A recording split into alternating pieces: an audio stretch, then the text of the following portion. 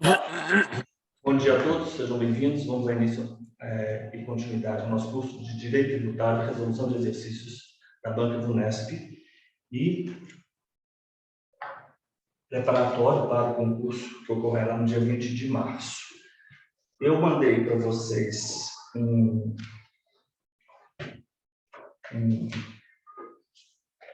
as telas no grupo do WhatsApp, aí vocês vão imprimir. Eu só vou chamar a atenção para uma comparação relevante. Nós temos o artigo 148,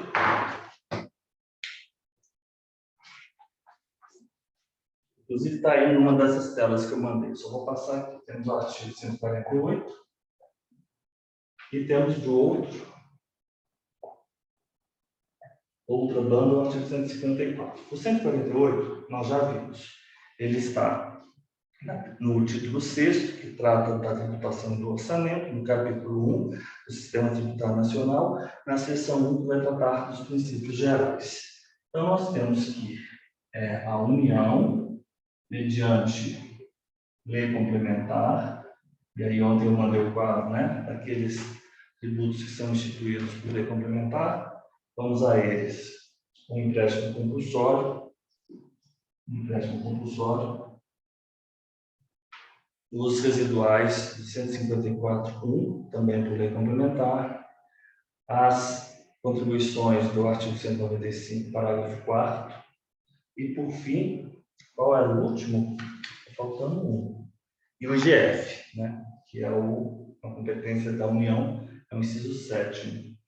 Então, nós temos a União, mediante lei complementar, pode instituir empréstimos compulsórios. E nós vamos ter o inciso 1, para atender às despesas extraordinárias de calar-guerra. Então, a lei complementar, empréstimo compulsório. Eu vou colocar empréstimo compulsório porque ficou parecendo emenda constitucional. Empréstimo compulsório. Deixa eu colocar aqui a minha câmera, meu áudio. O som tá bom, Mário? O Rodrigo já chegou aqui. O som tá bom. É para estar bom esse som, porque esse microfone aqui, ele é super renomado. Foi um professor amigo que me indicou. Falou, olha, esse é o melhor microfone. É o Calar Guerra e o 2. Oi, doutor Rodrigo. Bom dia, tudo bem? Doutor Rodrigo, mandei lá no grupo aquelas telas que nós estávamos fazendo aqui no quadro.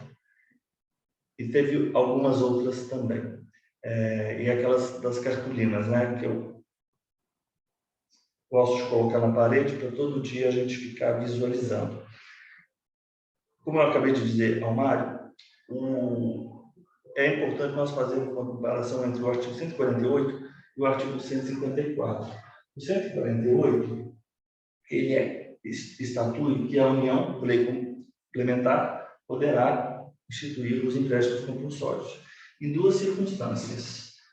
Inciso 1, calamidade pública, guerra externa, ou então aquela de investimento público. Mas esse investimento público, ele tem que atender ainda 3 condições, vamos colocar dessa maneira. Tem que ser o caráter urgente,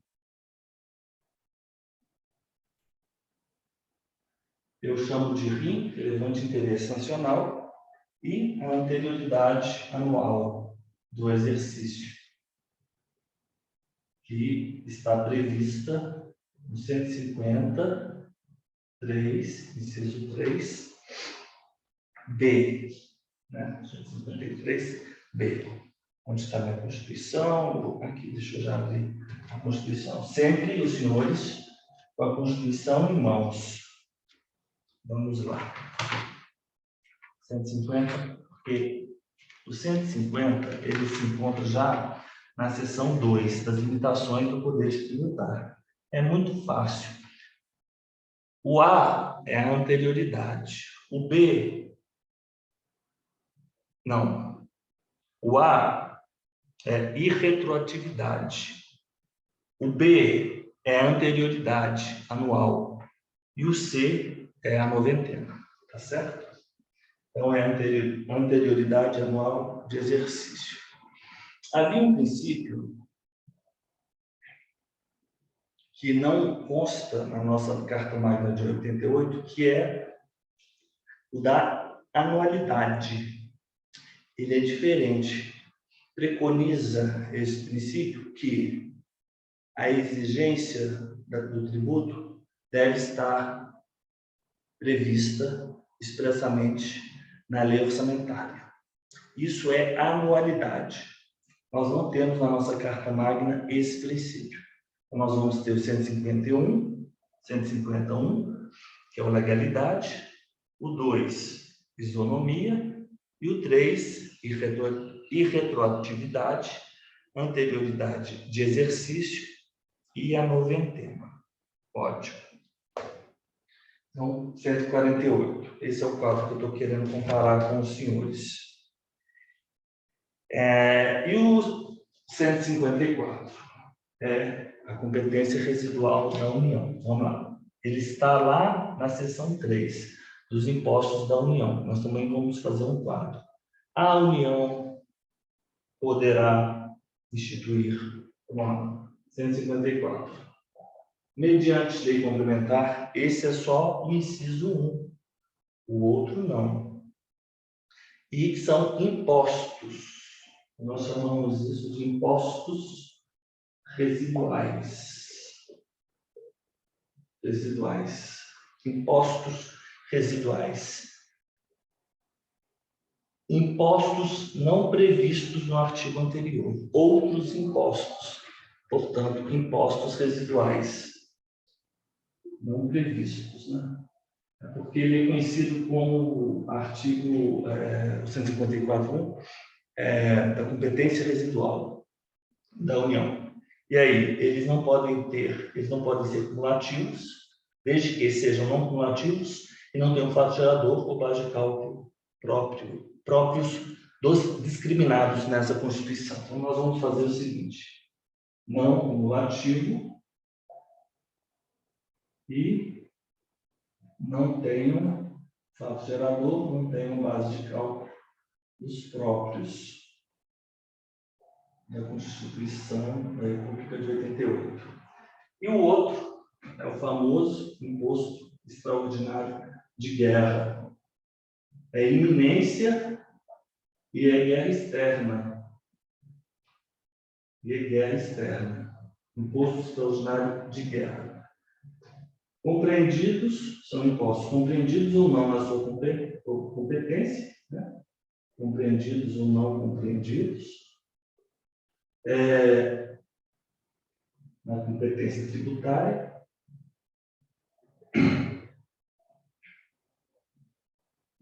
Competência tributária, observação.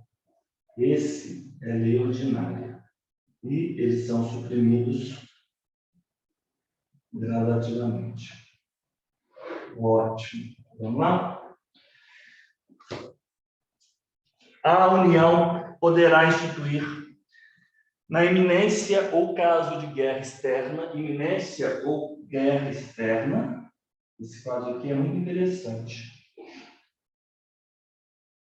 Impostos extraordinários. É um imposto extraordinário de guerra, compreendidos em sua ou não em sua competência tributária, os quais serão suprimidos gradativamente, cessadas as causas. Suprimidos gradativamente. E aí eu coloquei aqui, né, lei ordinária. Ótimo. Então, nós temos esse aqui, é um empréstimo compulsório. Este aqui é o residual. Esse é o residual. O inciso 1 é o cala-guerra, que nós chamamos de despesas extraordinárias. Despesas extraordinárias. E o 2, IEG. Então, eu vou fazer o seguinte. esse aquela guerra 154, 148 e 154.2, ambos, eles são exceções. Isso cumpre ressaltar, nós vamos ver na seção 2 das limitações ao poder de tributar, que eles são exceções tanto ao 150. É melhor falando assim, porque os senhores já vão, né, se habituando aí com a nomenclatura. 153, B e C, anterioridade anual e a nonagesimal, exceção A. Correto? Anterioridade anual e anterioridade de exercício. Agora, nós vamos, visto esse quadro que vocês já receberam aí, nós vamos, eu quero adiantar os exercícios. Nós vamos, hoje é quarta-feira, Celso Batista. Está todo mundo hoje, vamos esperar o nosso amigo Celso.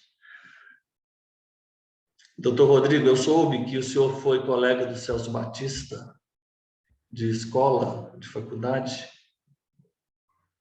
Então, vocês não procede essa informação? Eu fui colega dele no 2º grau, quando a gente tinha lá 15 anos de idade. Ah, sim, claro. Lá em Curitiba, né?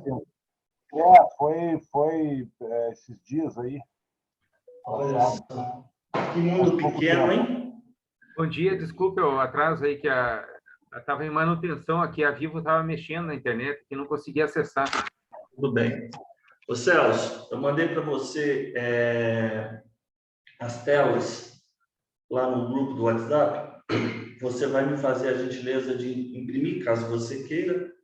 E também mandei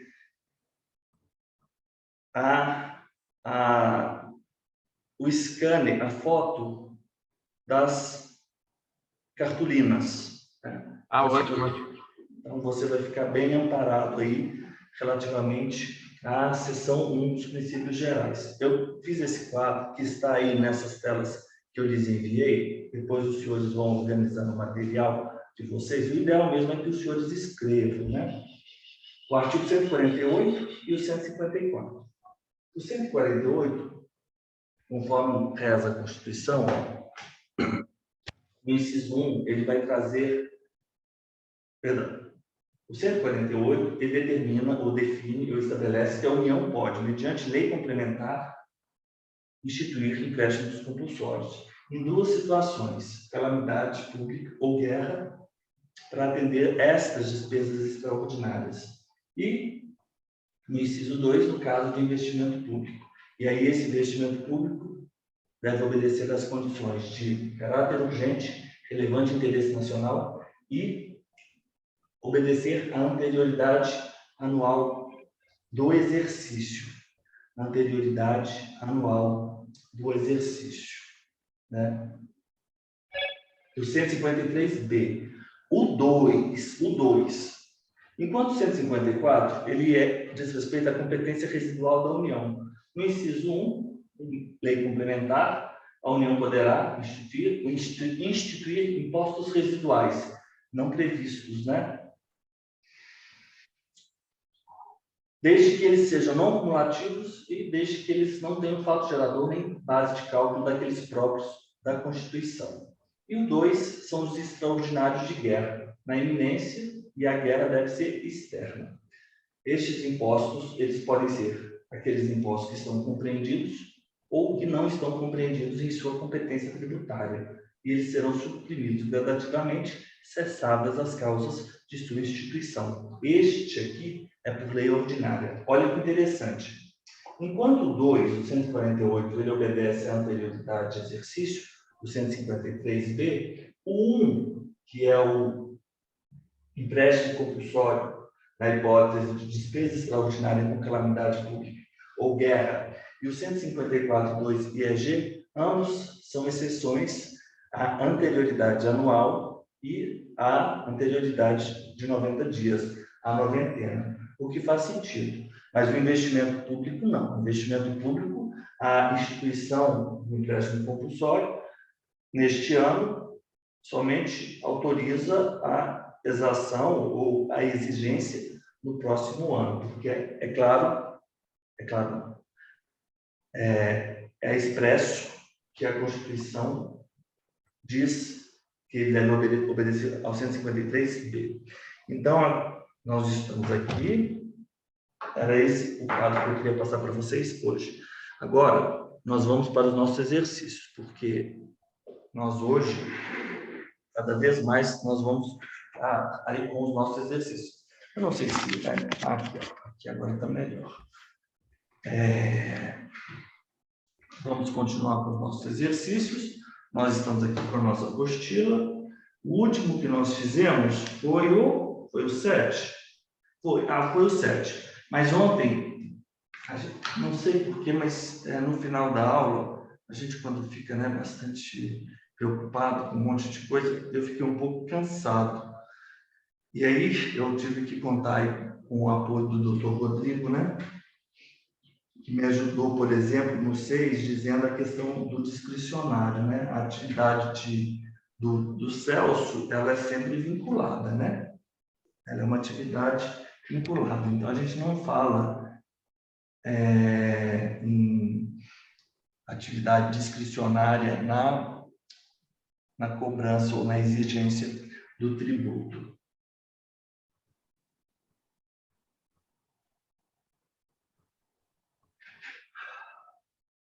Olha só. Vamos lá para o 7, né? Nós já fizemos, mas não tem problema. Estou pegando aqui a minha lapiseira e a minha borracha.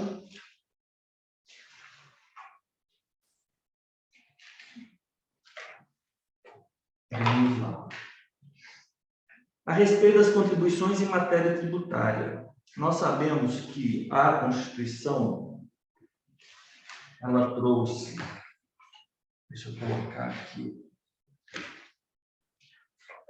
no 149, os senhores vão aí, por favor, eu vou ficar aqui, eu vou colar, eu vou ficar usando a minha colinha. Agora é o momento de colar. Os senhores também deveriam colar.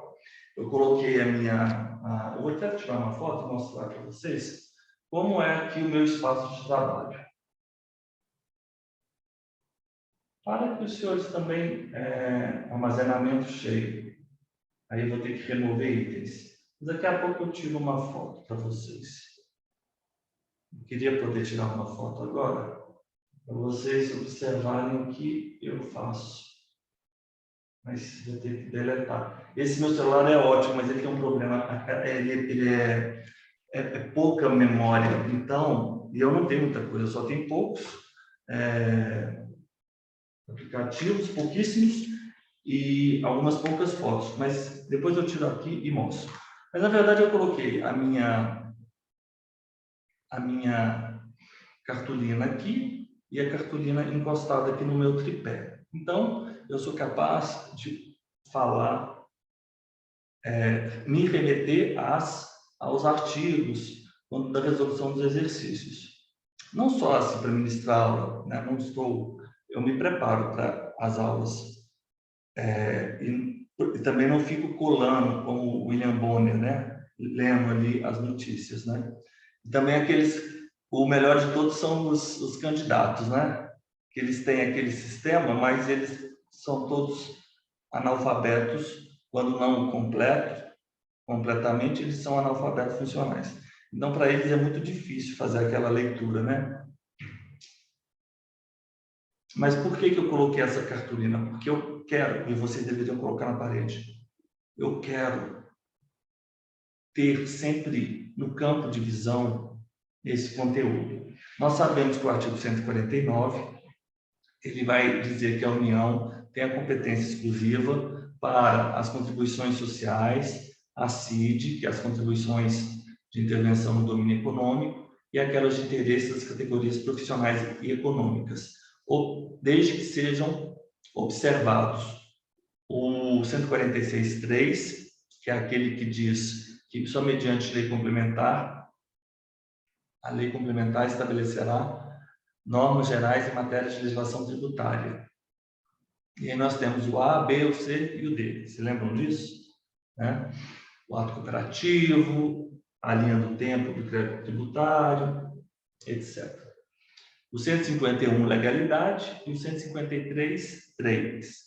Inciso 3, que coincidentemente nós temos 3 princípios nele. O A é o irretroatividade, e o B, anterioridade anual, e o C, anterioridade nonagesimal.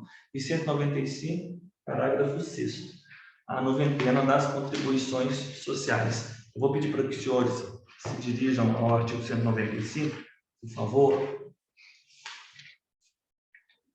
porque ele fala que a Seguridade será financiada por toda a sociedade, de forma direta e indireta, nos termos da lei, mediante recursos dos orçamentos e das contribuições sociais. Então, as contribuições sociais são aquelas contribuições que sustentam, que financiam a Seguridade. Ela pode ser do empregador, ela pode ser do empregado,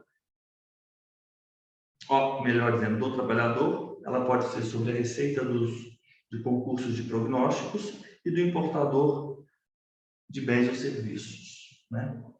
Essas são as hipóteses em que pode haver as contribuições sociais. O parágrafo 4º, que já falamos sobre ele, diz que a lei poderá instituir outras fontes. Não foi esse.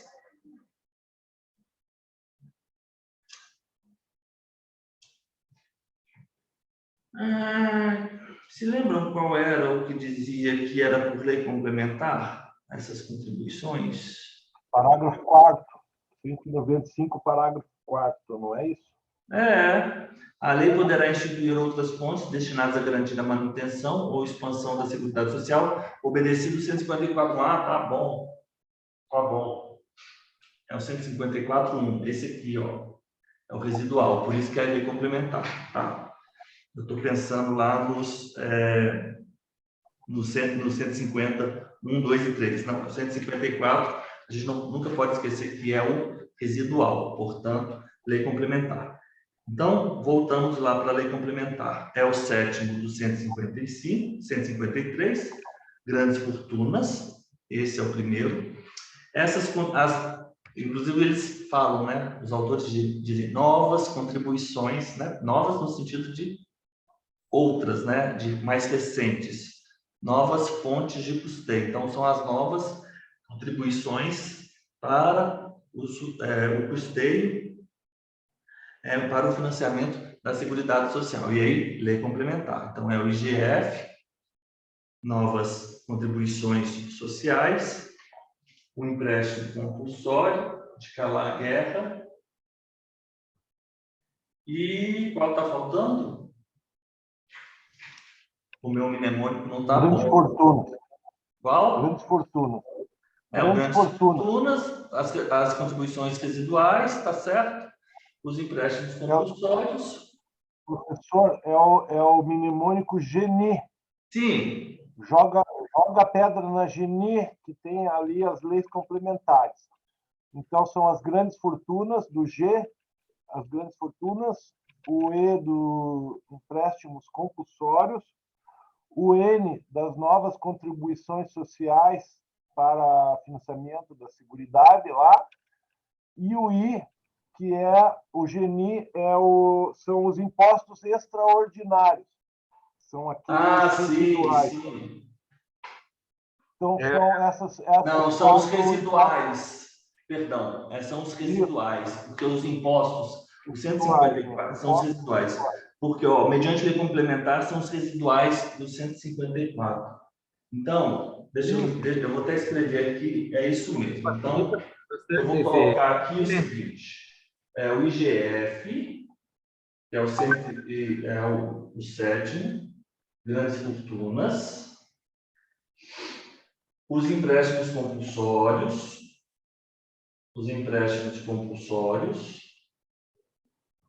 né? As novas contribuições, do 195, parágrafo 4º, e o próprio 154.1, que são os residuais. É o 154.1. Então, Rodrigo, doutor Rodrigo, o 154.1, sim. O 2, não. O 2 é por lei ordinária. É só o 154.1. A respeito das contribuições, então, em matéria tributária, é correto afirmar: os municípios não têm competência para cobrança de tributos na forma de contribuição de qualquer natureza? Isso é falso. Isso é falso. O 149A, ele diz que as contribuições, por exemplo, para o custeio de iluminação pública, poderão ser instituídas pelos municípios e pelo Distrito Federal, né? Desde que sejam atendidos à legalidade, o 1, e retroatividade, anterioridade anual e noventena, 151, 153, e a cobrança é facultada na fatura de consumo da energia elétrica. Ótimo. As contribuições sociais incidirão sobre a importação de produtos estrangeiros ou serviços? Isso sim, isso é o parágrafo 2º do 149. Na tela que eu mandei para os senhores vão ter o seguinte: que o 149, a União compete com exclusividade de instituir as sociais, a CID e o SICP, que são aquelas de interesse das categorias profissionais econômicas. Nós temos que ter em mente que temos esses parágrafos recentíssimos, né? O parágrafo 1º, vamos seguindo aí. União, estados e distritos, porque isso, o artigo 40, ele foi revogado. No parágrafo 1º do 149, ele diz o seguinte: o texto anterior, parágrafo 1º, os estados, o DF e os municípios instituirão contribuição cobrada dos seus servidores para o custeio em benefício de seus servidores do regime previdenciário que trata o artigo 40. Tá? Deixa eu ver se houve aqui alguma alteração no próprio artigo 40, que é um motivo de embates acalorados já há muitos anos, né? Esse regime próprio do artigo 40. Vamos ver em que pé está aqui o artigo 40. 39. Por isso que a gente tem que comprar esses novos 41. O UAI 40, o regime próprio de previdência. Pessoal, desculpa eu intervir e falar uma coisa para vocês que me chamou muita atenção lá no Amazonas, onde resido há 1 ano e 2 meses. Lá não se fala UAI. Eu, como mineiro, falo UAI. E isso, foi me chamando a atenção e eu me dei conta que é impossível viver sem UAI. Eu não sei como vocês outros conseguem sobreviver sem o UAI, porque para mim é praticamente impossível. E os amazonenses, como não falam UAI, eu sempre estou percebendo que está faltando alguma coisa na vida deles. Não está faltando alguma coisa na vida de vocês? Talvez seja o UAI, porque esse UAI, vou te falar, ele é muito importante. E quando as pessoas não falam, eu estou vendo que tem alguma coisa ali errada.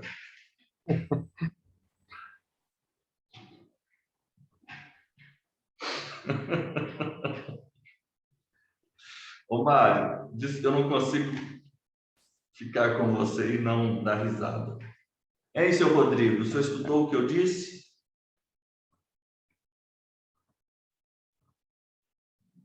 Depois eu converso com o seu Rodrigo, especificamente. O caput do artigo 40, ele foi alterado também. Então, os senhores vão ter em mente isso, pela emenda constitucional número 103 de 2019.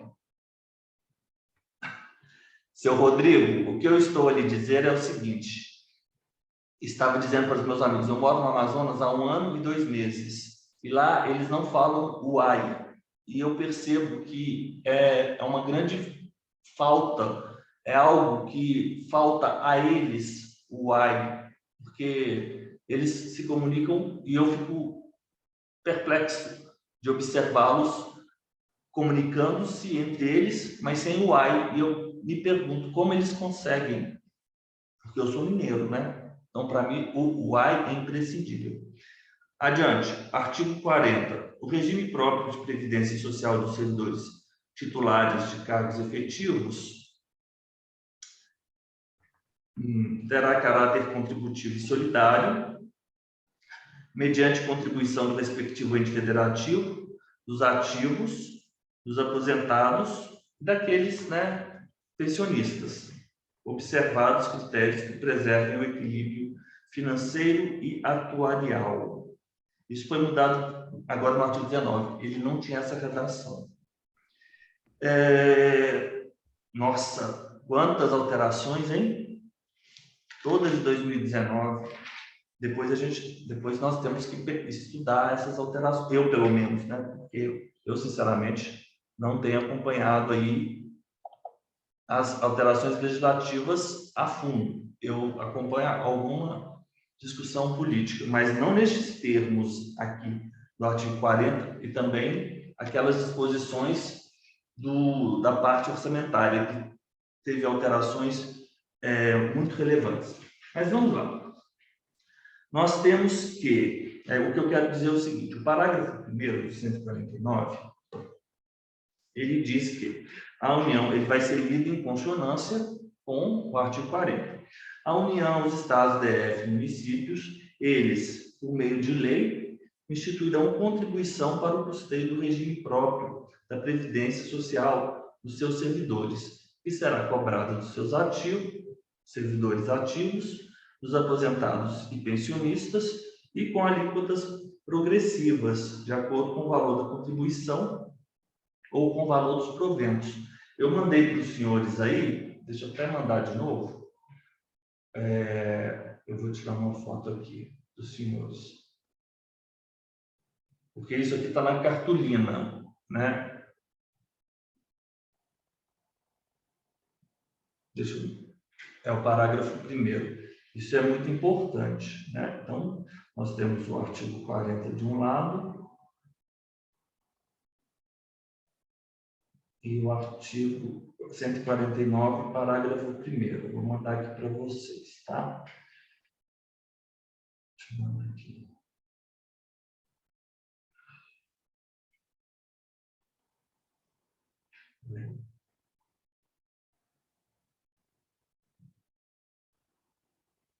Scanner. Ele tem agora esses anúncios, a gente é obrigado a esperar os anúncios. Os últimos aqui. Vamos lá.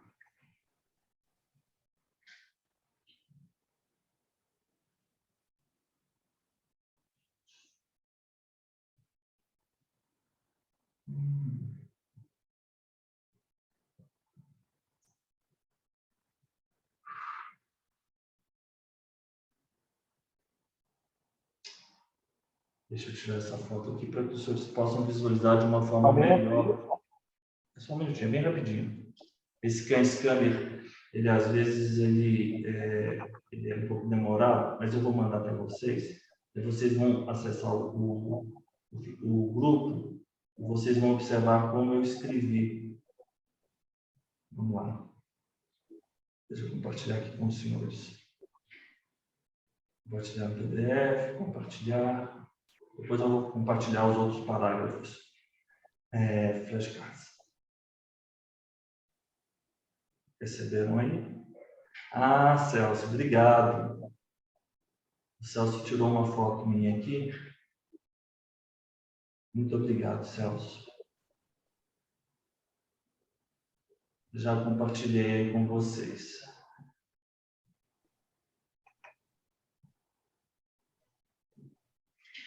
Aqui, ó, como eu vou mostrar. Como é mais ou menos a minha mesa aqui, para que vocês observem. Eu coloco os materiais todos. Compartilhar.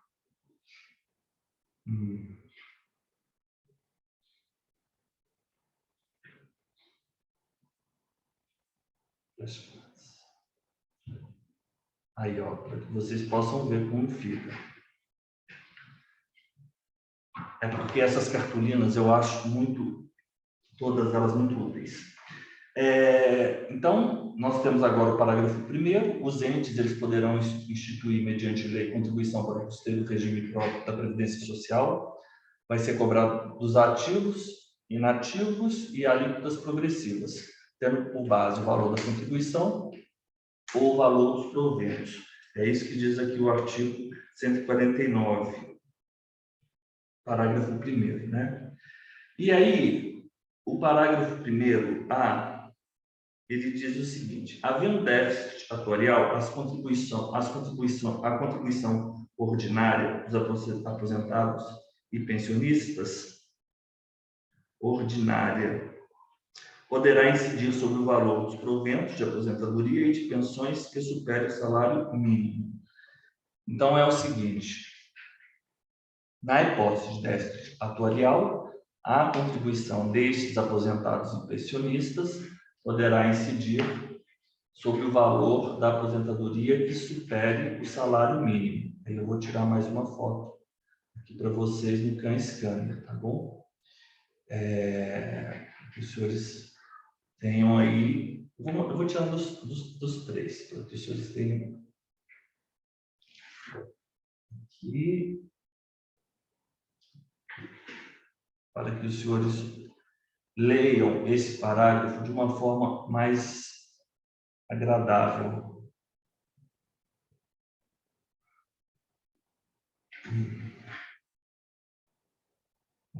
Aqui. E esses dois aqui, vou mandar para vocês, para que vocês possam fazer a leitura desses parágrafos, né? Vou colocar aqui, compartilhar,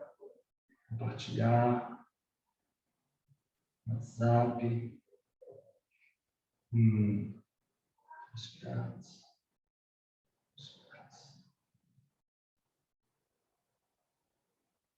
Ó, receberam aí? Eu já abri aqui, ó. Então, ficou assim, o parágrafo 1º.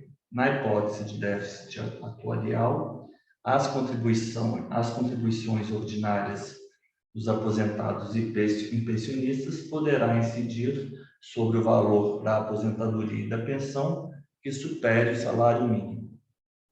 Ficou melhor de ler dessa forma, vocês não acham? Agora vamos lá para a segunda tela. O primeiro. Ó, o parágrafo 1º. O parágrafo 1b. Parágrafo 1b. É facultado, demonstrada a insuficiência da medida anterior, faculta-se para equacionar o déficit atuarial, é facultada a instituição de contribuição extraordinária no âmbito da União dos servidores públicos ativos, dos aposentados e dos pensionistas. Porque, afinal de contas, né, eu também acho que o Celso está aí ganhando muito dinheiro e a gente precisa aí resolver o problema da Previdência. Então, nada mais justo que a gente fazer uma bela contribuição, né? Não é esse o caso? Para equacionar o déficit. É facultada a instituição de contribuição extraordinária no âmbito da União dos servidores públicos ativos. Isso aí, isso aí. Vamos acabar com essa mamata.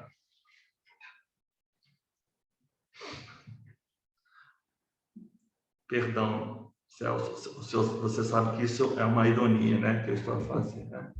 Porque a parte de todos aí já os custos, as despesas, né? Isso se encaixa aí na sua situação.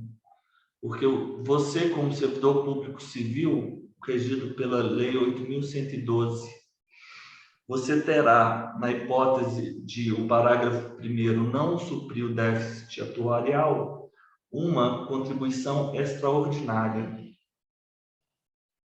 E não adianta fugir, não. Mesmo que você se aposente, você ainda terá que pagar. E se você falar assim, vou bater as botas, vou empacotar, não tem problema, a gente vai cobrar da sua esposa.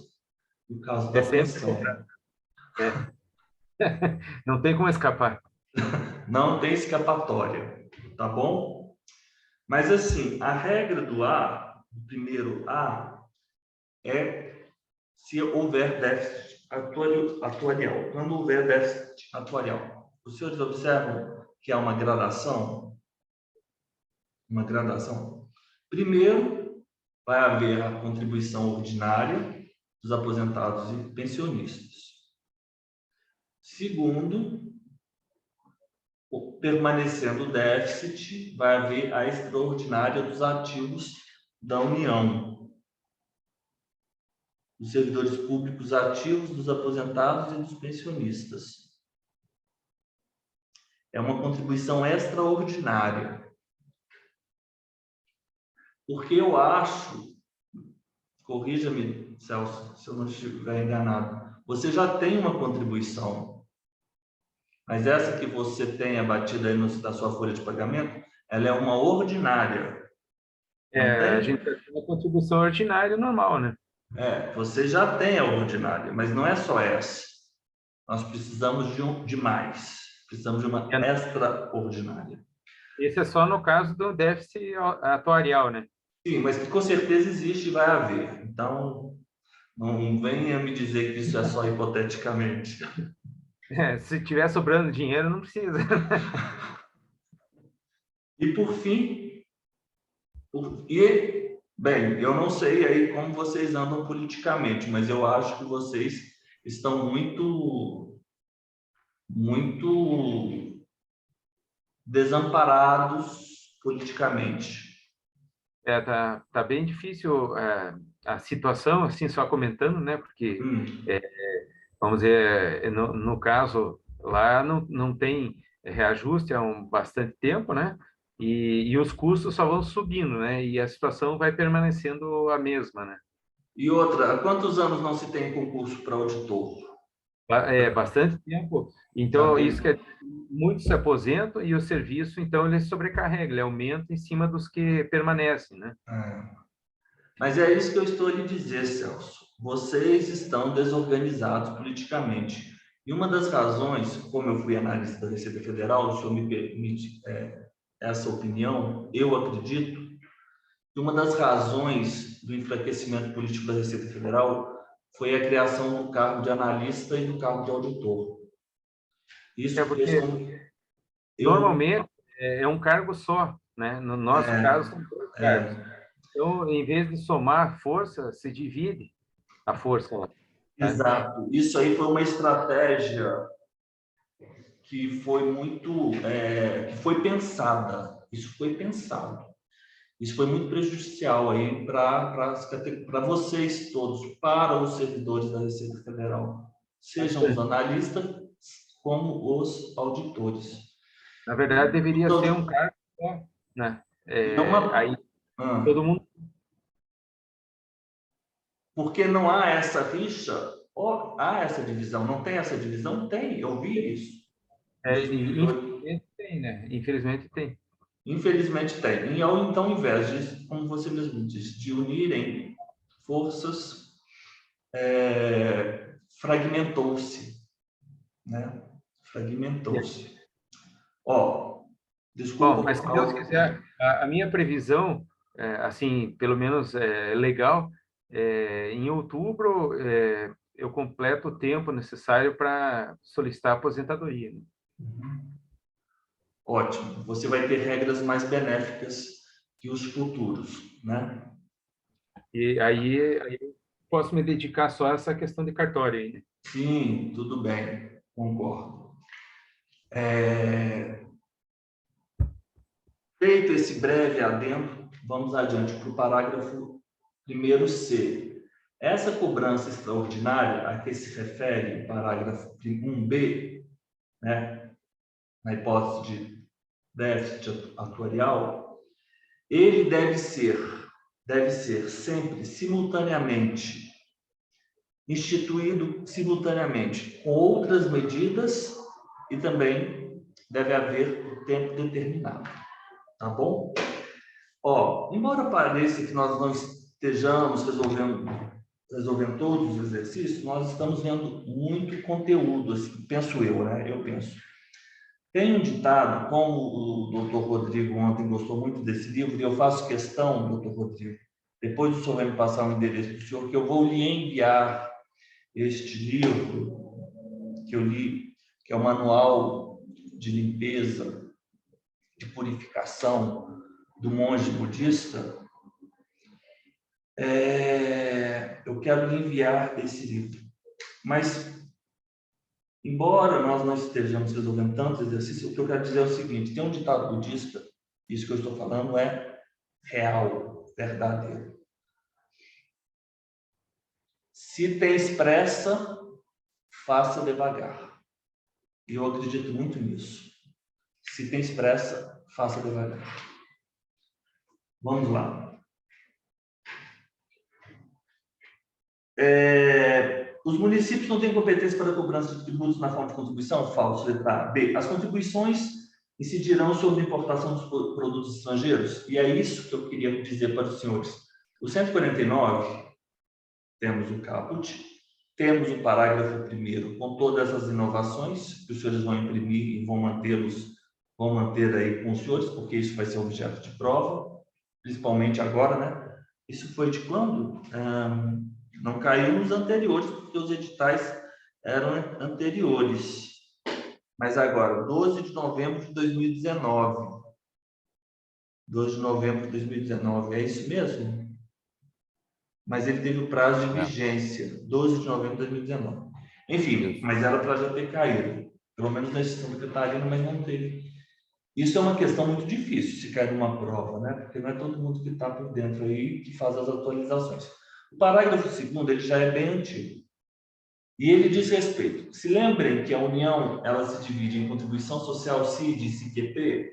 O parágrafo 2º, se vocês forem observar aí, ele vai falar simplesmente dos dois primeiros, das contribuições sociais e das CIDs.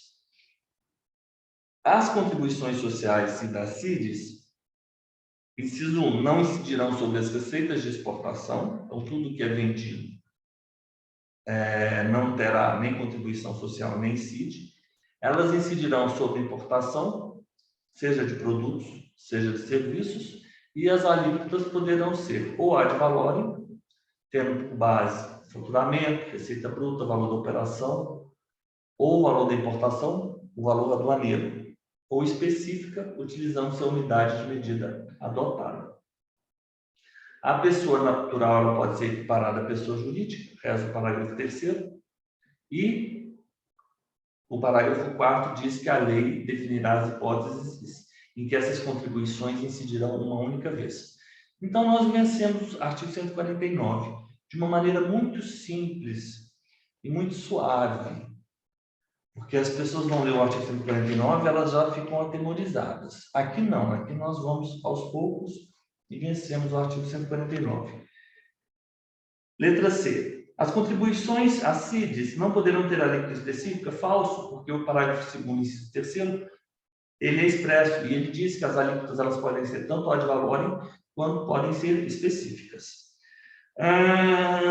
Então, letra D. As contribuições para o custeio do regime próprio de previdência social não se submetem à chamada anterioridade nonagesimal?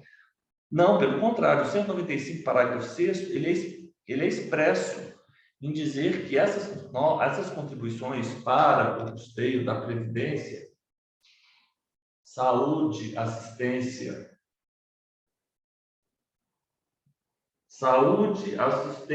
e seguridade social, perdão. As contribuições da Seguridade Social, e aí nós temos saúde, assistência e previdência, elas têm regra própria a respeito da noventena, que é a noventena nonagesimal prevista no parágrafo 6º. Eles usam outros nomes também, nonagentídio. Tem vários nomes, né? As pessoas adoram serem criativas. E que bom, né? Por que não ser criativo? A instituição, se vocês quiserem, vocês também podem criar um outro nome aí, 90, ou então 3 vezes 90, 3 vezes 30, por exemplo. Letra E. A instituição de contribuições se dá exclusivamente por meio de lei complementar? Não. Isso é falso. Porque o artigo 149, ele diz que a União vai instituir as contribuições sociais, a CID e a CQP. Por lei complementar, são as novas contribuições do 195, parágrafo 4º, apenas essa. Estamos conversados? 8º. São tributos de caráter predominantemente extrafiscal. Eu até anotei aqui, porque eu sempre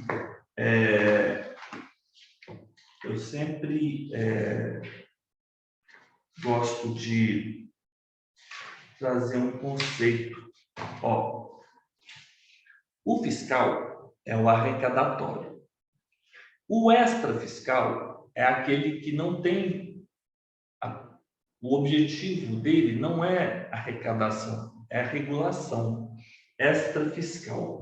E o parafiscal é aquele voltado para instituições que atuam concomitantemente ao Estado, paralelamente ao Estado. Eu tinha anotado isso aqui em algum lugar, mas agora eu não estou vendo. Concordam comigo? Não é isso mesmo? São tributos com caráter extrafiscal. E se são caráter extrafiscal, eles são, é o mesmo que dizer tributos regulatórios. Nós temos aí o II, o IE, imposto de importação, o IOF, o imposto sobre a renda e provento de qualquer natureza, o empréstimo compulsório e as contribuições sociais. Ó, imposto de renda, não. O extrafiscal, como eu falei para os senhores, extrafiscal, eles não têm por finalidade imediata a arrecadação, né? O extrafiscal, ele tem objetivo social ou político de regulação do mercado. E aí nós temos o I, o IE, Imposto de Exportação, o próprio IPI e o IOF. Vamos lá. VUNESP. Letra B. O imposto de importação, a CID e o imposto IOF, imposto sobre operações de crédito, câmbio e seguro, ou relativos a títulos ou valores imobiliários. Isso é verdade, é a letra B. Letra B. Lá no 153, nós temos que compete à União instituir impostos sobre produtos estrangeiros, exportação, renda e proventos, e o 5, que é o que chamamos de operações financeiras. Operações de crédito, de câmbio e seguro ou relativas a títulos ou valores imobiliários. Operações de crédito, câmbio e seguro. Outro dia eu estava pensando sobre isso e falei assim, se eu fosse examinador, eu só faria uma pergunta para o candidato. Me fala, por favor, qual que é o nome iuris do imposto sobre operações financeiras? Porque eu fiquei decorando, porque a gente nunca... Eu sei ler, claro, identificar que é o IOF, mas se me pedirem, imposto sobre operações de crédito, câmbio, seguro ou relativas a títulos ou valores imobiliários. Agora que eu já fiquei decorando mais ou menos há alguns meses, eu sei dizer. Mas a gente sempre fala operações financeiras e pronto, né? O imposto sobre o IPI, o imposto sobre o ISS, o ICMS, falso, não é extrafiscal. Esses dois não são. ISS não é. Letra D. O imposto de exportação, sim. O IOF também. Extrafiscal. Imposto sobre vendas do varejo. Isso é imposto sobre vendas do varejo? Existe isso? Não sei. Talvez imposto sobre vendas do varejo. Não faço a menor ideia de que imposto é. E imposto é esse? É o ICMS? Deve ser ICMS. É, né? Circulação de mercadoria. A Ana Paula chegou aqui. Deixa eu convidá-la, Ana Paula. Ana Paula, se vocês conhecessem a Ana Paula, vocês iam se admirar dela, porque ela tem uma vida, é uma pessoa muito forte. Eu subo uma escada, já fico cansado. A Ana Paula, ela acorda, ela tem um turno que começa, que nunca termina, na verdade. Ela tem um filho de 4 meses, 1 ano e 4 meses. Agora ela está grávida e ela é titular em Careiro da Várzea. Ela tem que ir para o posto da Ceasa para pegar uma balsa. Eu conto isso para todo mundo. Né, Ana Paula? E além Oi, disso gente, tudo, bom oi, dia. bom dia. E ela tem essa vozinha muito suave, mas ela assim é uma leoa. Vocês têm que ver as coisas que ela faz. Eu fico admirado. Obrigada, Joaquim. Obrigada, estou E precisando nós hoje, agora então, somos para... muito amigos, né? Eu contei que ficamos íntimos, né? Nos últimos 4, 5 meses. Foi, Mas com todo respeito foi ao ótimo. Jonathan, que é muito amigo meu também.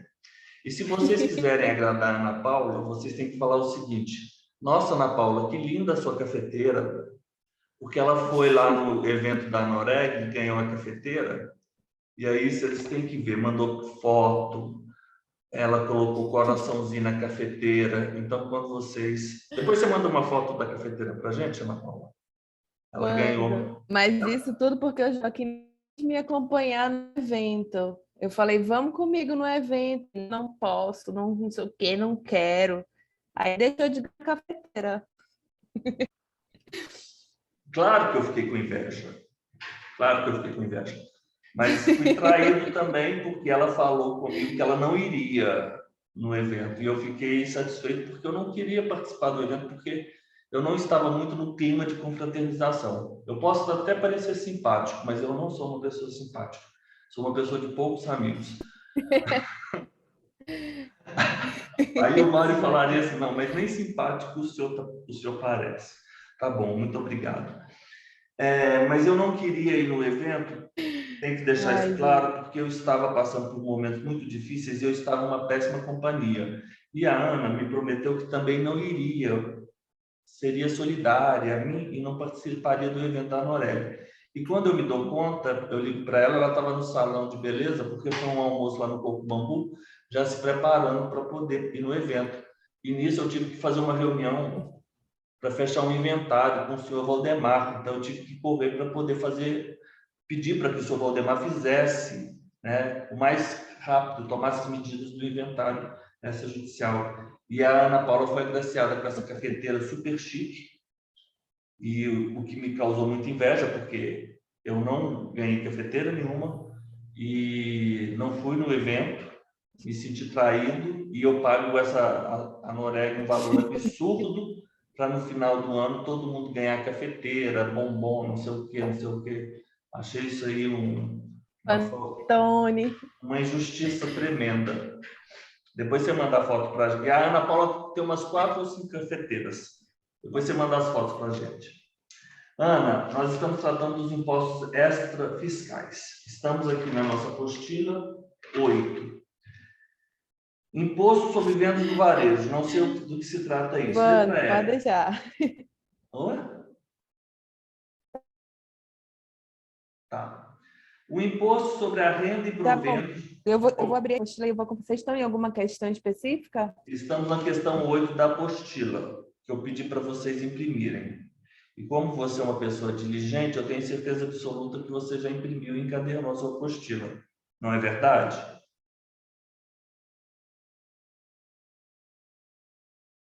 Ana, ela deve ter caído. O imposto sobre a renda e proventos de qualquer natureza, as contribuições, não, aí já era. A CID, não. Impostos extraordinários, não. O único imposto extraordinário é de guerra. E ele não tem caráter extrafiscal, ele tem caráter arrecadatório. Vamos lá. Questão 9. Vou fazer o seguinte, eu vou fazer os 5 minutos de intervalo agora e a gente já volta para a nossa segunda parte, tá bom? Só 5 minutos, tá? Vou parar aqui a gravação. Voltamos agora, então, para as nossas questões. Vamos lá para a questão 19. Conversei com a Ana, ela está com problema na internet. A internet em Manaus não funciona. Questão 9. A respeito das taxas em âmbito municipal, com base no CTN, assinale a alternativa correta. Os municípios têm ampla competência para instituir taxas, inclusive em decorrência de serviços públicos cuja competência é de outros entes da federação. Isso aqui é falso. Nós temos, inclusive, essa súmula vinculante 29. Deixa eu ler aqui, porque agora eu estou aqui com as minhas súmulas todas. Não, não é essa súmula, não. É constitucional a adoção no cálculo, essa diz isso. Ó, o município não tem ampla competência para instituir taxa quando compete aos outros. A competência é de quem, né, fornece o serviço público específico e divisível, ou então aquele ente que exerce o poder de polícia. Isso é falso, a letra A. Estou marcando o artigo 77 do CPN, deixa eu ver se tem alguma coisa aqui a respeito disso. Os senhores, por favor. Acho que... Vamos lá.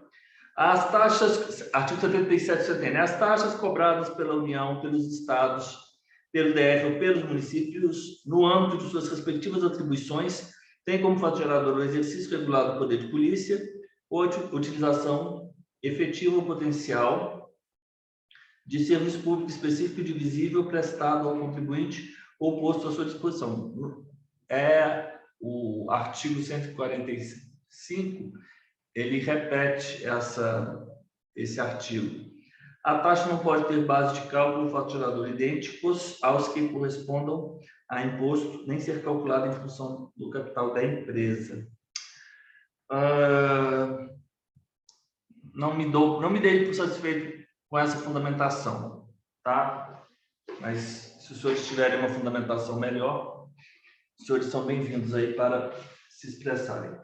Letra B. Tem como fato gerador o exercício regular do poder de polícia ou a utilização do serviço público específico indivisível? Falso. Letra B, tranquilo, né? Artigo 77 do CPM e artigo 145. Podem ser calculadas em função do capital social das empresas? Isso é falso. Agora eu tenho que ver aonde que eu vou achar essa fundamentação. Eu acho que está aqui no artigo 77 e seguintes. Espera aí. Do CTN.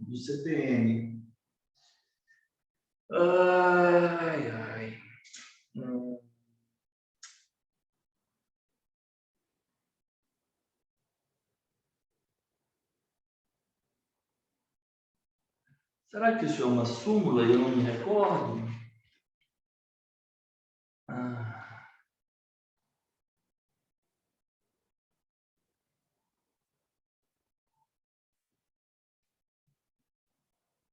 Pessoal, doutor Rodrigo, o senhor se recorda dessa súmula? Deixa eu fazer uma busca aqui. Estou pesquisando. Estou vendo se encontra aqui o fundamento. Deixa eu ver aqui. Taxa.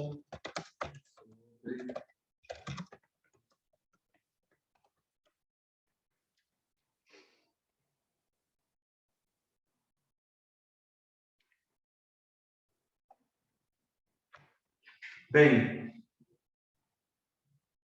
a taxa não pode ser calculada, taxa em função do capital social das empresas. Deixa eu jogar isso aqui. Taxa em função.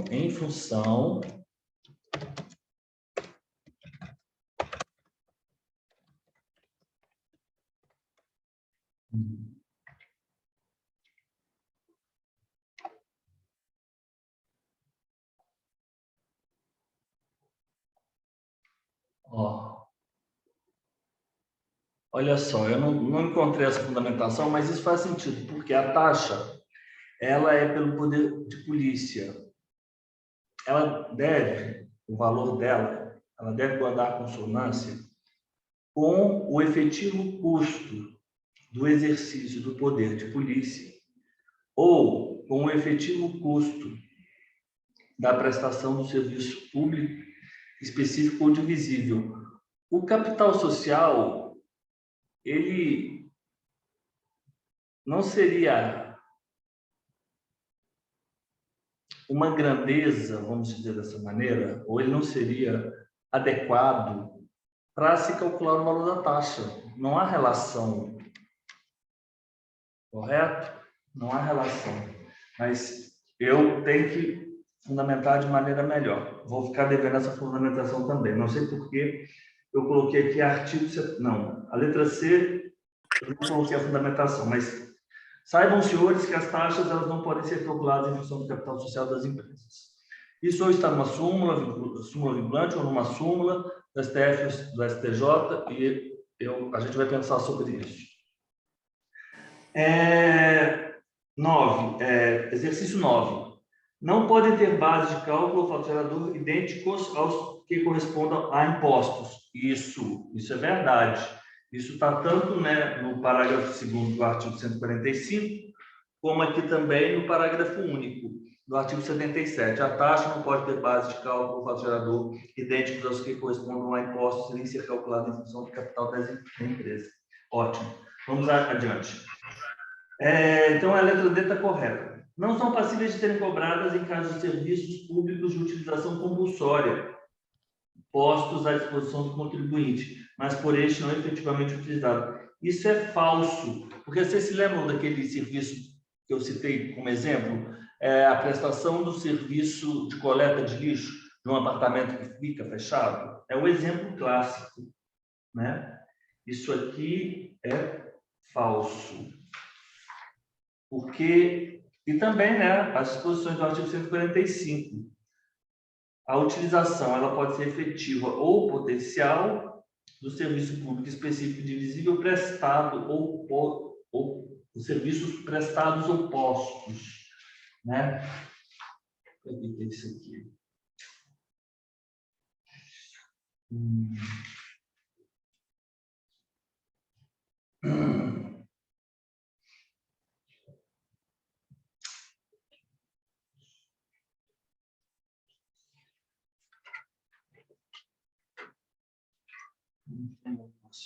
Enfim, é isso mesmo. Não são passíveis. Se ele é de utilização compulsória e ele é posto à disposição do contribuinte, sim, ainda que o contribuinte não se utilize, tá bom? É o exemplo clássico da coleta do lixo. Então, 9, letra D. Questão 10. Em face do conceito previsto no artigo 3º do CTN, não se caracteriza como tributo. Isso é fácil. O pagamento do imposto sobre a transmissão inter vivos e qualquer título por ato oneroso de bens imóveis. Esse aí é o próprio ITBI, né? E se enquadra sim, porque está nos termos do artigo 3º. Os emolumentos pagos pela prestação de serviços não se caracterizam. Os emolumentos pagos pela prestação de serviços notariais e de registro, natureza de taxa, sim, está dentro do conceito do artigo 3º do CTN. A contribuição de melhoria cobrada em razão da valorização imobiliária decorrente da execução de obra pública, correto também, porque os tributos são impostos, taxas, contribuições de melhoria. E o artigo 81 diz que a contribuição de melhoria, tal, cobrada pelos entes no âmbito das atribuições, é instituída para fazer face ao custo da obra pública, de que decorra a valorização imobiliária. O artigo 3º, os senhores observem aí no Código Tributário Nacional dos Senhores, ele define o tributo, né? Não está definindo só um imposto, a taxa ou a contribuição. Então, se é imposto, taxa ou contribuição, isso eu lhes afirmo, se é de fato, né? Se é de fato. Ele necessariamente é tributo e, portanto, ele atende ao artigo 3º. É uma prestação pecuniária, compulsória, em moeda cujo valor nela se possa exprimir, não constitua sanção de ato ilícito, portanto, não é multa, instituída em lei, cobrada mediante uma atividade administrativa plenamente vinculada. Perfeito. Então, tá. A contribuição de melhoria cobrada em razão da valorização, já falamos lá, artigo 80 e seguintes. 80 ou 81? Peraí. 81 e seguintes. A multa pelo pagamento fora do prazo do imposto sobre serviços de qualquer natureza, né? Não é sanção por ilícito, correto? Então, a letra D está equivocada. Letra D. 11. A respeito das taxas, é correto afirmar que a União é autorizada a criar taxas em razão de serviços públicos cuja prestação seja de competência dos estados e municípios. Isso é falso. Isso é falso. Por quê? Para efeito de instituição e cobrança dos termos... o artigo 80. Eu estava procurando por ele. Para efeito de instituição do CTN, para efeito de instituição e cobrança de taxas, consideram-se compreendidas no âmbito das atribuições da União, dos Estados, do DF e dos municípios, aquelas que, segundo a Constituição Federal, as Constituições dos Estados, as leis orgânicas do DF e dos municípios, e a legislação com elas compatível, competem a cada uma dessas pessoas de direito.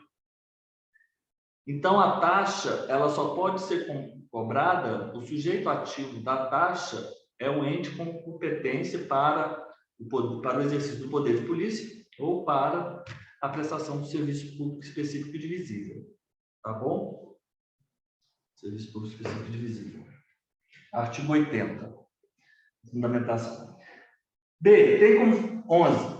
B. Tem como fato gerador o exercício regular do poder de polícia ou a utilização efetiva ou potencial do serviço público específico e divisível prestado ao contribuinte ou posto à sua disposição. Correto, letra B. Né? Isso aí nós temos tanto o artigo 145.2, quanto também o artigo 77 do CTN.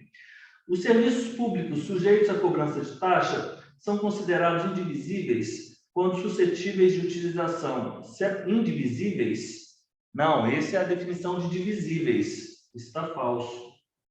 Ó, artigo 79. Isso aqui não é muito simples, não. Eu tenho sempre que fazer um mnemônico e ficar escrevendo o tempo todo, porque eu não acho tão simples assim. Artigo 79, vamos lá. Eu, pelo menos. Poder de polícia, a definição está tranquilo. É melhor dizer poder de fiscalização, né? Seria melhor dizer poder de fiscalização.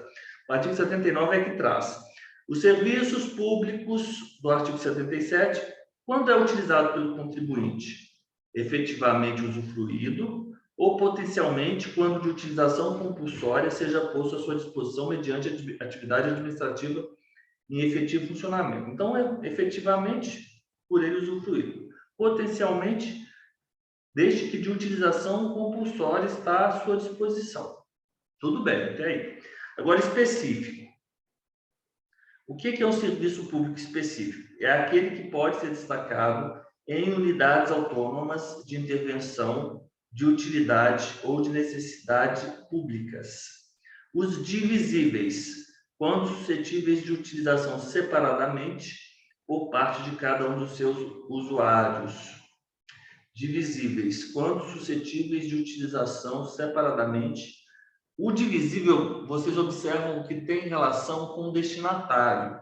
O específico, ele tem relação com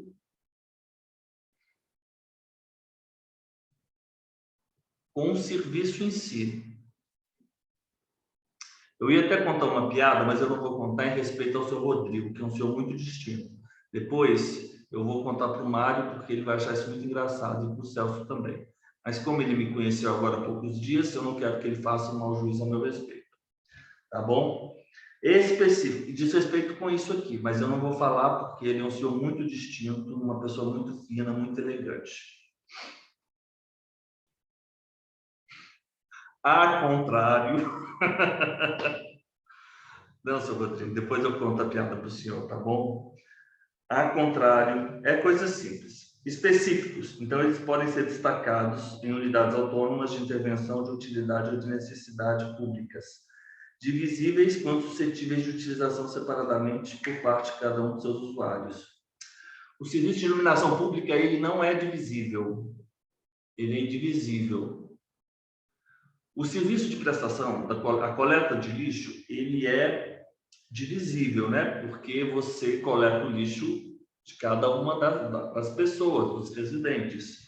E ele é específico, né? Você coleta, você consegue ter especificidade.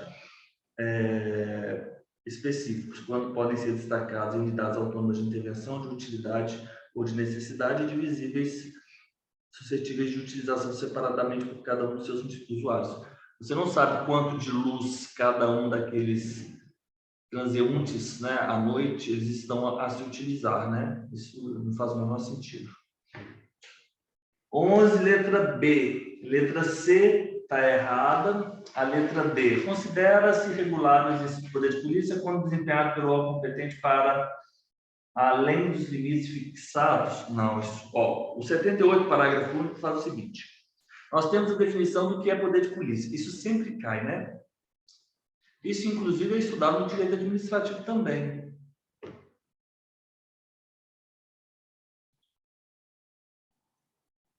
Eu acho que era o professor Aliomar Baleiro que usava essa máxima, que dizia que o direito tributário é filho do direito administrativo. Isso faz sentido mesmo. Para nós compreendermos bem o direito tributário, nós temos que compreender bem a estrutura do Estado e também o direito administrativo. É uma ramificação do direito administrativo, poderíamos dizer assim. Então tá, o 78 é o poder de polícia clássico, né? A definição deles, e o parágrafo único considera-se regular o exercício do poder de polícia quando desempenhado pelo órgão competente regular, nos limites da lei aplicável, com observância do processo legal, e tratando-se de atividade que a lei tenha como discricionária, sem abuso ou desvio de poder. Regular o exercício. Um exemplo é a fiscalização do frigorífico, né? Ou dos supermercados. Um exemplo, né? Também a fiscalização promovida pela prefeitura relativamente à construção de imóveis, etc. Então, letra E. Para além dos limites, não faz o menor sentido isso. Essa questão até é muito ruim, né? Porque é tão óbvia. O valor cobrado a seu título não precisa guardar correlação com o custo da prestação do serviço ou da administração da fiscalização decorrente do exercício do poder de polícia. Pessoal, foi justamente isso que eu falei para os senhores. Eu até tinha imprimido essa ADI. É a ADI 2551. Eu vou tentar entrar aqui. E se os senhores estiverem aí com a internet, eu vou tentar ADI 2551. Por quê? Porque a taxa... Aqui, ó. Isso aqui, eu vou até compartilhar aqui com vocês. Deixa eu ver onde que eu compartilho. Aqui, ó. Share.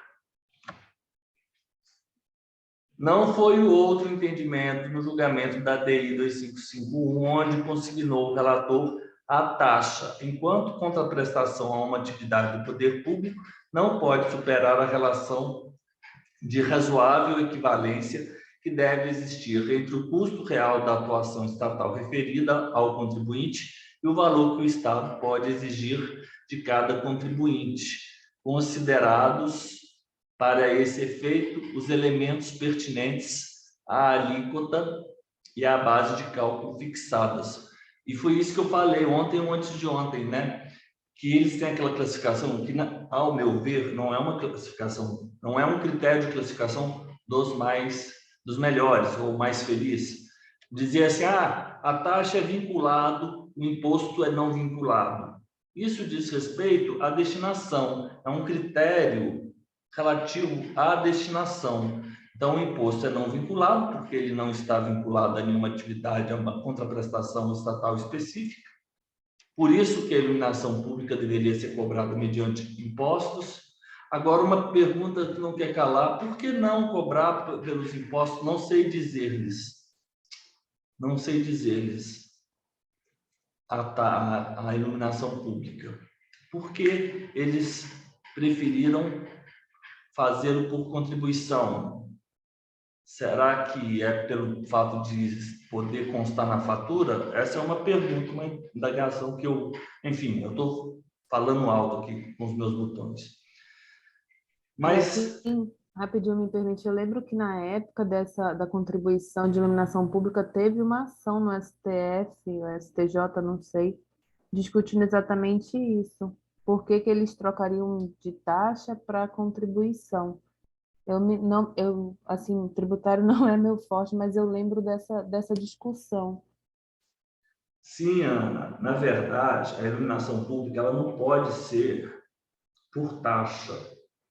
E eles criaram o artigo 149A dizendo que seria por contribuição. Por quê? O serviço de iluminação pública, ele tem que ser remunerado mediante impostos. E a questão que eu estou perguntando é por que não fazê-lo pelos impostos e por que fazê-los mediante essa, entre aspas, contribuição que taxa, contribuição taxa. É isso. Ah, tá, entendi. Tá, entendi. É isso que eu quero, que eu estou, por isso que eu estou falando, eu estou pensando aqui com os meus botões. Então, sempre relação. Mas por que eu estou falando isso? Bem, vamos voltar lá, vamos parar de compartilhar e vamos voltar para o nosso exercício. É a questão do critério, né? O critério da destinação. Da destinação do recurso arrecadado, no caso? Porque se for pelos impostos, ele vai para uma, vamos dizer, para um caixa comum lá, que você não pode destinar o recurso depois para outra coisa, né? Exato. E por isso que eu falo assim, e por que esse critério é infeliz? Porque a atividade de exigência, de cobrança, por você, pelo menos, ela não é discricionária, ela é vinculada. Vinculada. Então, isso pode ser causado assim, uma certa confusão. Então, a taxa, por exemplo, ela é vinculada, o imposto é não vinculado, mas isso é um critério relativo à finalidade, à destinação, e não porque ambos são vinculados quando estamos a tratar de cobrança de exigência. Por isso que eu digo que não é dos melhores. Vamos adiante. Estou aqui no...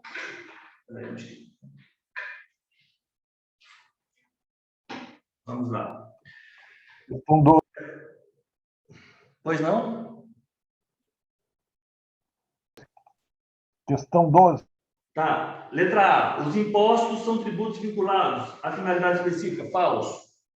As contribuições de melhoramento são tributos previstos na Constituição, não previstos no CTN. Falso. As contribuições de melhoria. As taxas não podem ter base de cálculo ou fato gerador idêntico ao dos impostos. Verdade. Letra C. As contribuições de intervenção no domínio econômico podem ser instituídas pela União, pelos estados, mas não pelos municípios. Falso, porque as contribuições de intervenção no domínio econômico, nos termos do artigo 149, somente pela União, não pelos estados. A União compete exclusivamente em instituir. Os empréstimos compulsórios, né, 148, não são considerados tributos, mas simples operações financeiras de crédito. Isso é falso. Eu marquei a súmula vinculante 19, porque talvez tivesse alguma coisa relevante aqui. Deixe-me ver. Não, eu não sei por que eu marquei isso, mas, empréstimo compulsório, a maioria, embora ele seja restituível, ele é visto como um tributo. O fato de haver a restituição não desnatura os elementos do artigo 3º. Pessoal, o direito tributário também é um mundo, né? Tem muita gente que só estuda isso, que só faz isso. Eu não tenho certeza disso também não, entendeu? Isso tem teorias. Há uma teoria, há outras teorias, né? Tem teorias que dizem que o ingresso compulsório não é tributo, pelo fato de a restituição desnaturar os elementos do artigo 3º. Outra teoria diz que isso é irrelevante. Bem, você adota a teoria tripartida ou a pentapartida? Parece-me que a pentapartida é a mais aceita, né? Vamos dizer dessa forma, né? Para eu não dizer não sei, então eu vou usar uma maneira mais elegante. Parece que a pentapartida é a mais aceita. Mas é verdade, a gente no direito, cada vez a gente tem menos certeza de qualquer coisa. Até mesmo a respeito do direito, né? Vamos lá, 13. A respeito dos impostos municipais, assinale a alternativa correta. Vamos lá. Vamos lá. A respeito dos impostos municipais, assinar a alternativa correta. Cabe à administração comprovar a ausência de notificação do lançamento tributário pelo não recebimento do carnê de cobrança do IPTU. Ah, tá. Isso aqui tem a súmula. Eu acabei de ler essa súmula. É a súmula. O envio do carnê do IPTU é a própria notificação. Vê? Eu acabei de ver isso aqui. Deixa eu ver se é 29. Ah, meu Deus do céu. Pessoal, essa súmula 397 do STJ. Espera aí, só um minutinho. Deixa eu ver se é essa mesmo. Súmula STJ.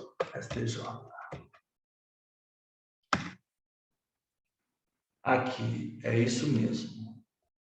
Vou compartilhar aqui com vocês.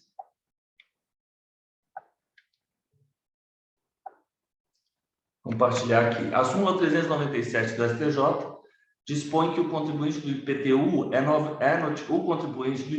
notificado do lançamento pelo envio do carnê ao seu endereço. Ó. Então, tá. A respeito dos impostos municipais. Ótimo. É proibido ao município atualizar o IPTU mediante decreto em percentual superior ao índice oficial de correção monetária. Verdade, é a súmula 160. Nós estamos aqui, como a VUNESP faz muita prova de município, né? Então, cai muita coisa, muitas questões sobre as súmulas municipais. É proibido ao município atualizar o IPTU mediante decreto em percentual superior ao índice oficial de correção monetária. Ante o exposto, o ex-subscritor opina favoravelmente a legalidade de reajustar o IPTU mediante aplicação de correção monetária no exercício de 2017. É proibido ao município atualizar o IPTU mediante decreto em percentual superior ao índice oficial de correção monetária. Eu creio que, a contrário senso, poderia ser por lei. Penso eu. Se os senhores discordarem, os senhores acenam para mim, por favor. 13, acho que sim, né? Porque não tem, a lei não tem um limite, né? 13, letra B, está certo. Não é possível a utilização da metragem do imóvel como base de cálculo da cobrança da taxa de coleta de lixo? Ó, essa é a súmula vinculante 29. Vamos lá. É constitucional a adoção, estou lendo aqui, ó, súmula vinculante 29.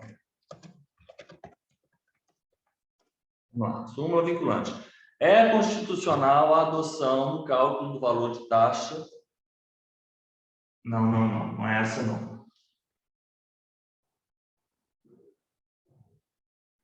É a questão, é a que fala. Espera aí.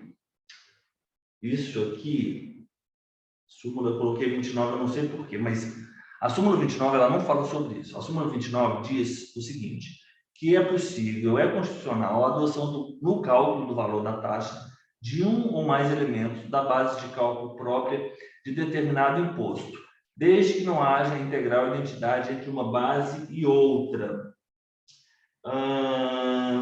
Não é possível a utilização da metragem do imóvel como base de cálculo. Pode sim, pode. Metragem do imóvel, deixa eu colocar aqui um critério melhor da pesquisa, para eu fundamentar melhor. Metragem do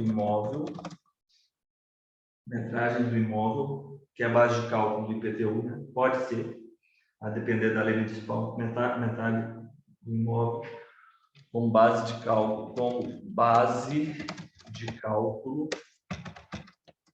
taxa.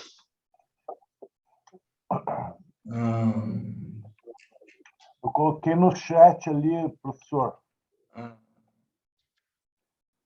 O que você nos traz? É um recurso especial aí. 576321? 722-281, da Eliana Calmon. Tá, eu coloquei coloquei no chat aí do bate-papo. Ah, tá bom, entendi. Tá bom, deixa eu entrar nele. Só um minutinho. Tá bom. É possível a utilização da metragem do imóvel com base de cálculo do IPTU e da taxa de coleta do lixo. Muito obrigado. Muito obrigado. Pessoal, antes que eu me esqueça, deixa eu voltar aqui. É o seguinte, o Dizer o Direito, ele tem um buscador que ele é pago mensalmente ou anualmente. E ele é imprescindível, ele é ótimo. Eu, inclusive, vou fazer o pagamento dele porque eu não tenho. Ele é ótimo. O buscador do Dizer o Direito. Vocês estão escutando o que eu estou falando? O Dizer o Direito é aquele site incrível, né? Daquele professor que é super didático. E ele tem um buscador que é ótimo, ele é muito confiável. Porque a gente ficar jogando aqui no Google, aparece tudo que é, enfim, não tem muito filtro. Muito obrigado, doutor Rodrigo. 13, letra D. A listagem de serviços que constituem fatos geradores do ISS comporta interpretação restritiva. Isso é falso, porque a gente já sabe que essa lista ela é residual, né?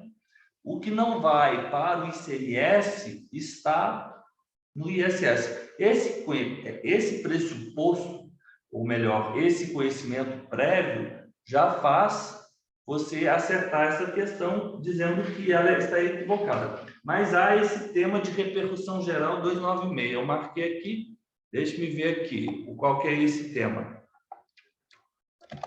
Tema... repercussão geral 296.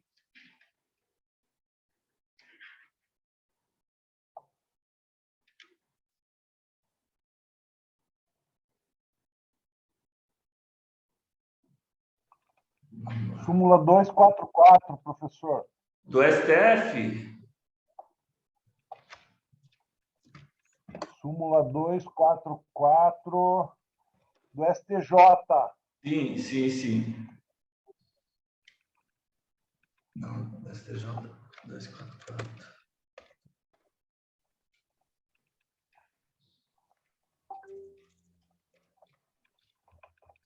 Coloca, por favor, no chat, por gentileza. Rodrigo, por favor. Porque súmula 244 não tratam desses assuntos, nem no STF, nem no STJ. Súmula, listagem restritiva, lista restritiva, vou colocar aqui.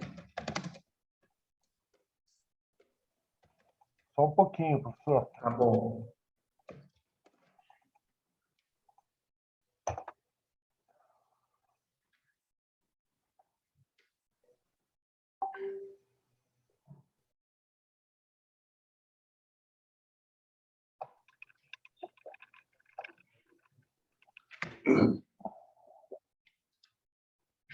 Aqui, ó, eu achei um artigo aqui, vou compartilhar com os senhores. Ó, share. No último dia 29, o STF encerrou uma sessão virtual, o julgamento do caso correspondente à discussão acerca da taxatividade e extensão da lista anexa de serviços tributáveis pelo ISS, disposta na Lei Complementar 116. Previa-se com o julgamento o encerramento de discussões travadas nos âmbitos administrativo e judicial acerca da possibilidade de um ofício municipal competente pela arrecadação e fiscalização tributar serviços não contidos expressamente na aludida lista. Eu até entendo essas razões, né? Mas o entendimento é de que ela não é restritiva, ela é extensiva. Então, tá.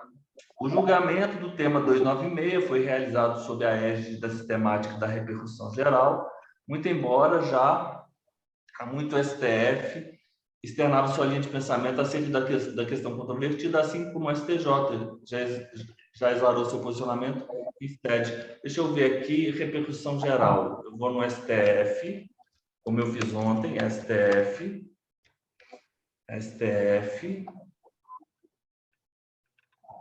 Eu vou aqui, repercussão geral, teses de repercussão geral, teses com repercussão geral.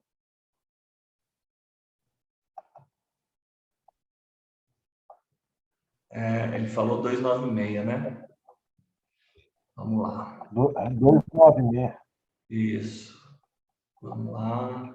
Isso aqui a gente vai ter que decorar, viu? Porque não tenho mais como fazer exercício, fazer prova sem saber essas teses todas. Aqui no 20. Espera aí. Qual a razão do sorriso, Mário? Porque o Mário não dá risada, ele sorri, né? Mário, quais os motivos dos seus sorrisos? Você está sorrindo para todos nós, né? É o comentário de que temos que gravar isso tudo. Ó, é isso mesmo. Achei aqui. Então, obrigado, Mário. Ô, pessoal, eu fui criado, eu vivi a minha vida toda só com gente muito, muito velha. Então, eu fico falando algumas coisas que é típico de coisa velha. Aí uma minha tia estava brigando com a outra, né? E aí ela falou assim para ela: você está rindo de quê? Por que você está rindo de mim? Aí a outra respondeu assim: eu não estou rindo de você, eu estou sorrindo para você. Correto? Achei isso muito interessante. É muito bom esse tipo de influência. Aí, outro evento foi o seguinte: as duas estavam lá e uma das minhas tias resolveu, por bem, entregar uma lembrança para uma visita. Aí, uma das minhas tias perguntou assim: você está dando para ela o chale? Aí a outra minha tia falou assim: eu não estou dando chale, eu estou presenteando-a. Tá vendo? Que diferença? 296. 296. É taxativa a lista de serviços sujeitos ao ISS, a que se refere o artigo 156, admitindo-se, contudo, a incidência do tributo sobre as atividades inerentes aos serviços elencados em lei em razão da interpretação extensiva. Isso aqui surgiu agora uma grande interrogação. É taxativa, mas a interpretação extensiva. Bem, ficamos com essa. É taxativa, mas com interpretação extensiva. Não é interessante isso? Ótimo. Portanto, 13, letra D, falso. Letra D está falso. E letra E, incide ICMS e não ISS na hipótese em que não são desenvolvidas operações lícitas de fornecimento de mercadorias e prestação de serviço, ainda que este esteja expressamente previsto na listagem anexa ao Decreto-Lei 406 e à Lei Complementar 116. Esse é o artigo 1º, parágrafo 2º da Lei Complementar 116. Se lembram da Elisa ontem? A Elisa ontem nos deu esse exemplo. Quem se lembra do exemplo da Elisa? O caso paradigmático. Eu vou entrar aqui na Lei Complementar 116. Se lembram? É o caso do McDonald's. Você lembra que a Elisa falou? Que a questão toda surgiu na prestação de serviço e no fornecimento da mercadoria? Mas é claro, vocês são pessoas fitness. Vocês, como não frequentam o McDonald's, vocês não saberiam disso. E a Elisa, como é uma pessoa que tem hábitos alimentares discutíveis, ela está por dentro desse assunto. Tá vendo como eu sempre protejo vocês? Artigo 116. Espera aí. O imposto incide sobre... Tá.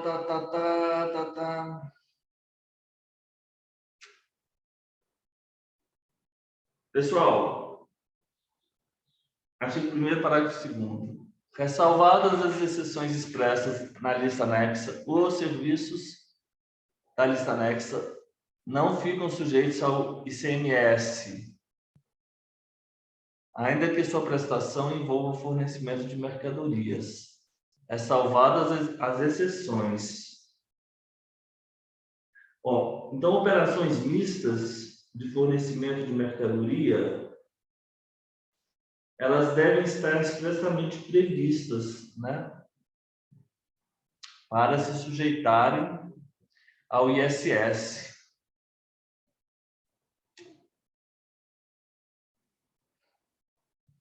Vamos adiante.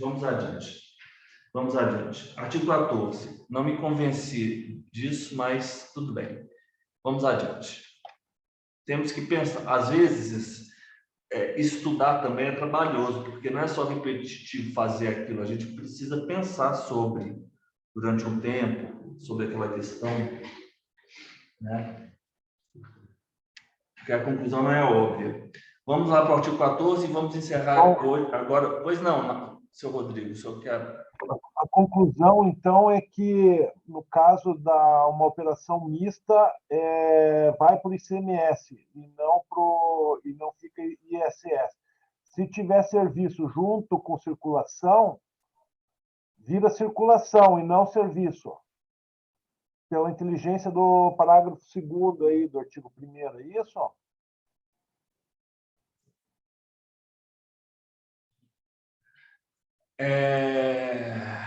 Então, prevaleceria o ICMS, é isso que você está me dizendo? Eu tô perguntando se foi isso que eu entendi aqui da questão e do dispositivo legal ali, porque a questão é bem explícita, é bem objetiva, é mais objetiva do que o artigo da lei, né?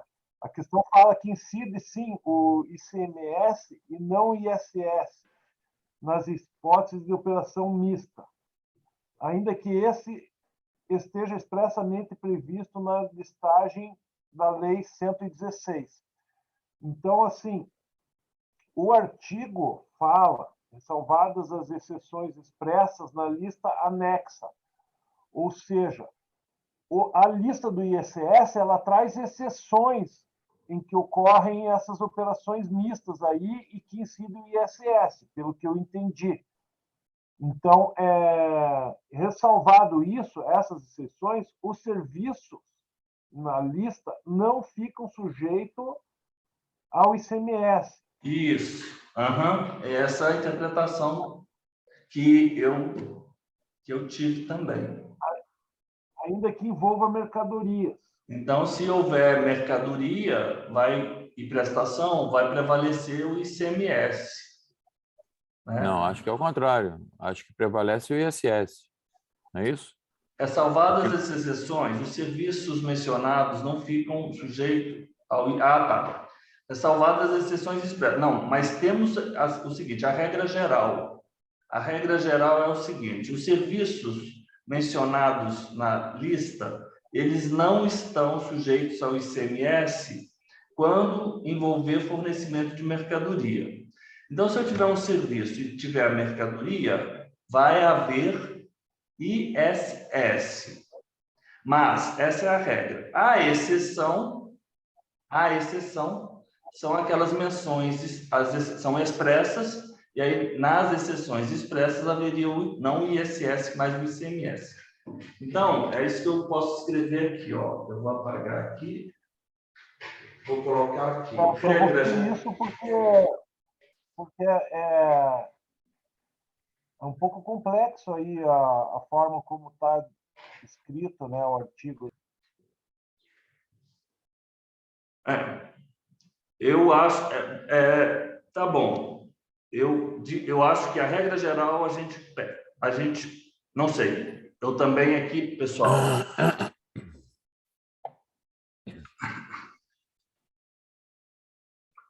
Eu não tenho uma resposta, eu tenho que pensar um pouco. Eu acho que a regra geral é o seguinte: se houver prestação de serviço e fornecimento, a ISS. E a exceção são aqueles serviços excepcionados.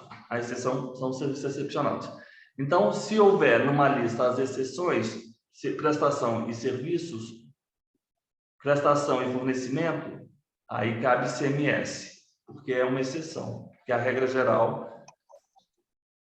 Me corrijam se eu estiver errado. Eu acho que a lei está dizendo o seguinte, ó, o que fizer parte dessa lista aqui de prestação de serviço, de ISS, Imposto sobre Serviço, ainda que tenha alguma mercadoria envolvida, incide o ISS e não o ICMS, porque acho que não pode incidir as duas coisas. Ou é uma coisa ou é outra. Então, Sim. se tiver na minha lista de ISS aqui, vai incidir o ISS, ainda que envolva alguma mercadoria. Sim. Ressalvadas as exceções que estão expressas aqui. Então, a regra geral é, se é ISS, não é ICMS. É isso? Estou correto? Isso, esse é o meu pensamento. Seu Rodrigo, eu pensei exatamente dessa forma. Ó, então, ok. Letra E, falso. Vamos só fazer a 14. A exação cobrada em razão da concessão pelo poder público de autorização para construir em determinada área privada tem natureza jurídica de bem. A autorização é a taxa. É a taxa. É a taxa. Vamos lá mais uma, 15, última. Verificado que uma obra municipal de reforma de uma praça com aformoseamento em conjunto com recapeamento asfáltico em vias de um bairro residencial periférico acarretou valorização dos imóveis particulares localizados nas proximidades das intervenções, o município poderá, em tese, instituir, muito fácil, contribuição de melhoria. Stop share. Ó, pessoal, vamos encerrar o nosso bloco de hoje da manhã. Eu vou aqui parar a gravação